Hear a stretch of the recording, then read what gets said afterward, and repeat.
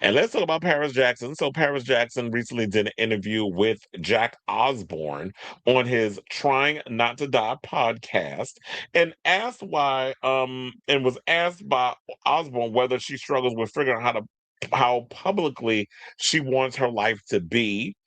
And I think it's basically on behalf of her father. And she would just say, so many times that, she felt like she owed it to us to share everything, but now feels like I don't feel obligated to have to share all of my personal business, especially my relationship with my dad, with the public. So I have that clip of her talking about this.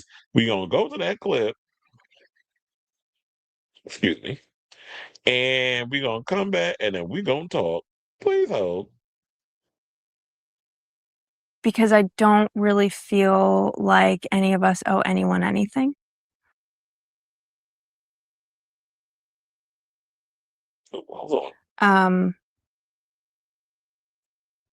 And the way I express myself now, I don't want it to feel performative.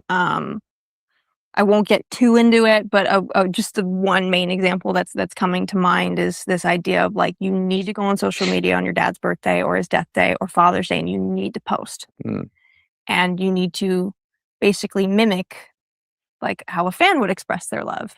But for me, like I had a personal relationship, not a parasocial relationship. So I'm now learning like, oh, I can have my own personal relationship and I'm allowed to be private about it. And I'm allowed, and now like my relationship is the most beautiful relationship ever.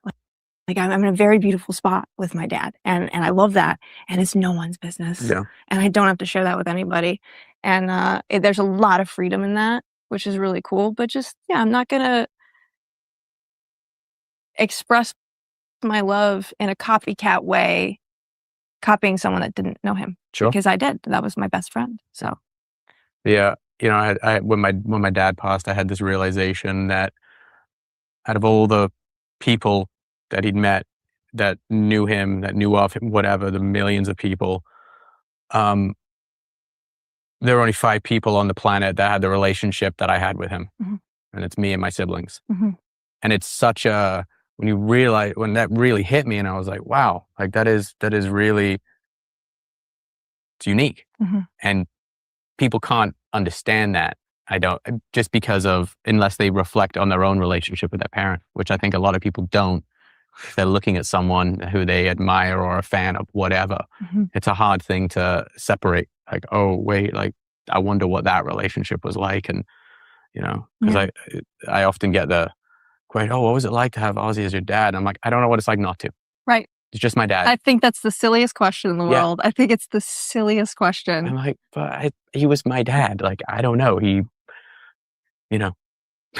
took me to school. He fucking taught me things and like did what dads do. Yeah.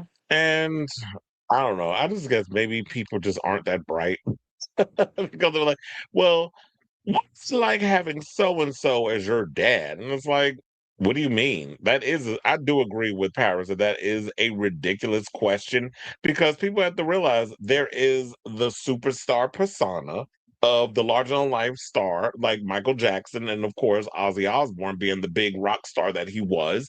And then once all the lights, camera, action, all that is done, once I'm done performing and all the stuff, now you get this other side. You get the side of me where I'm vulnerable, where I take you to school, where I teach you things, where I show you how to be a man, and in her case, how to be a woman, or whatever the case is. So, well, she wasn't old enough for him to see her become a woman because they died relatively young. Well, Michael died when the kids were relatively young, but for the most part, it's like, yeah, they cherish and they have their own little personal relationship. And that's why I feel like when Paris went and made the comment that she made about the Michael Jackson movie that came out, where she's like, there's just this certain this movie is going to be made for a certain part of the fandom that, worship and idolize and admire the persona of who Michael was. But my relationship with Michael is totally different from what the fans get. And the fans, you only get a piece of him because of the talent and the performance and all that other the pomp and circumstance of it all. So you're not really getting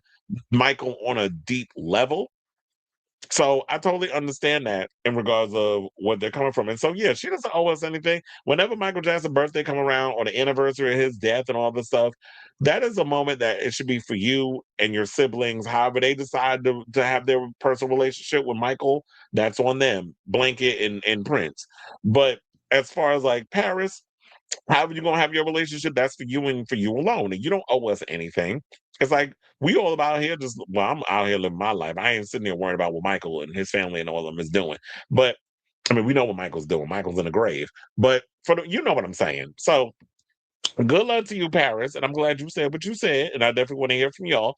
What do you guys think of this story? Do you agree with Paris and what she had to say about her father? Was like, yeah, she doesn't feel obligated to discuss her father with the world. And you already know, like, and the sad part about it is if she gets, whenever she's out and about and she's being talked to report by reporters or whatever the case is, that's always the question they want to ask about Michael this and Michael that. And it's like, where's my father? It's like, what do I need to speak on anything going on with us for? I mean, in regards to like anything. I mean, it's like whatever my personal relationship is with that man, it is what it is. And it's none of your damn business. So let me know what you guys think of this story in the comments down below.